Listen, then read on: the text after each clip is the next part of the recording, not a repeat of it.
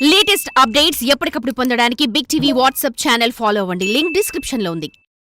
ఇక మరికొన్ని రోజుల్లో 2024 ముగియనుంది. ఇక ఇప్పటికే వందల సంఖ్యలో సినిమాలు విడుదలవ్వగా వాటిలో కొన్ని పాన్ ఇండియా రేంజ్ లో సూపర్ డూపర్ హిట్స్ అయ్యాయి. ఈ క్రమంలో 2024లో కలెక్షన్స్ పరంగా టాప్ సినిమాలు ఏంటో మనము చూసేద్దాం.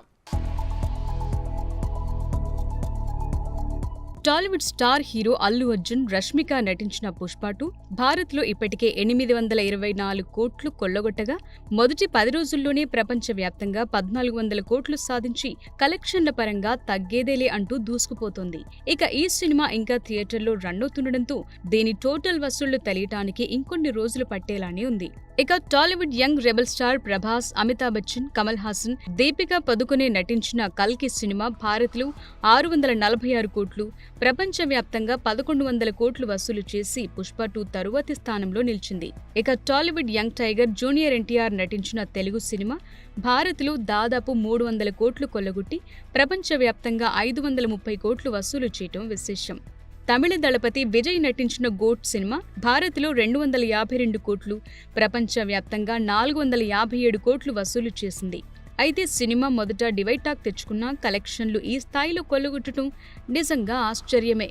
ఇక శివకార్తికేయన్ హీరోగా నటించిన అమరన్ సినిమా దీపావళి కానుకగా విడుదలై భారత్లో 219 కోట్లు, ప్రపంచవ్యాప్తంగా 332 కోట్లు వసూలు చేసింది.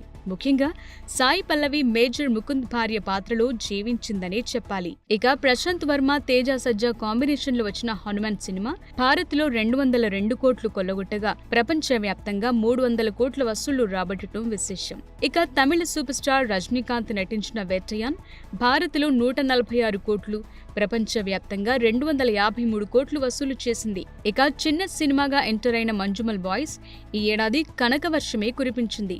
ఇండియాలో 142 కోట్లు, ప్రపంచవ్యాప్తంగా 241 కోట్లు సాధించి కంటెంట్ ఈజ్ ద కింగ్ అని మరోసారి చాటి చెప్పింది. For more videos like this, subscribe Big TV channel.